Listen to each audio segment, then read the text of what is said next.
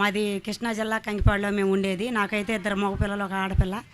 అయినప్పటికీ పెద్ద కొడుక్కి పెళ్లి చేసి 20 సంవత్సరాలు అయ్యింది ఇప్పటికి. అయితే పిల్లలు లేరు.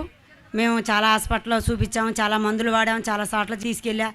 అప్పటికి మేము వెళ్ళి అన్ని హాస్పిటల్లో అక్కడ వీళ్ళు చెప్పే కాడికల్లా వాడుతున్నాం, మందులు వాడుతున్నాం. కానీ ఇప్పట్లో ఈ పిల్లలకి వీళ్ళకి పుట్టలేదు. ఇంకా చూసి ఎదురు నేను కూడా ఇక దేవుడిని అడగటం కూడా మానేసా.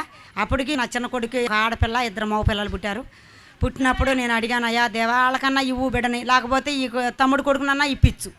ఇక నేనైతే ఏం చేయలేనయ్యా, పిల్లోడు ఎట్లా ఆశలు పడుతున్నాడు, లోకాశల్లో ఉంటున్నాడు అయ్యా అని చెప్పి నేను దేవుడిని అడిగినప్పుడు నా కోళ్ళు, చిన్న కోళ్ళు ఆమె పాపం ఒప్పుకోవటం జరిగింది. 10వ నెల పిల్లోడు కడుపులో ఉన్నప్పటి నుంచి అడుగుతున్నా, చిన్న కోళ్ళ పిల్లోడిని అమ్మ అని.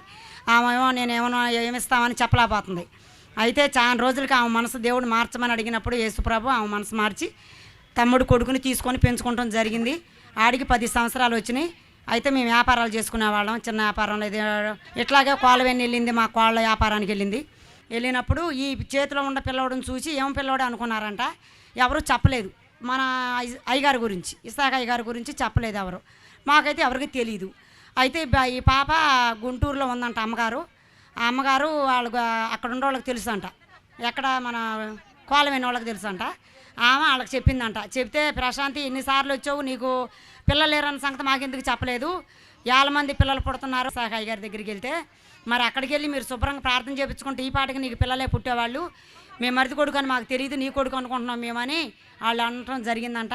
ఇంకా అప్పుడు వాళ్ళు ఏం చేశారంటే, ఎల్లు మీ అత్తయ్యకి చెప్పు, మేము చెప్పామని చెప్పు, నువ్వు తీసురా, నువ్వు రా, నీకు ఒకసారి ప్రార్థన చేపిస్తావు, నీకు పాప అన్న బాబన్న పుడతారు, దేవుడు ఇస్తాడు ప్రశాంతి అని వాళ్ళందరూ చెప్పడం జరిగిందంట.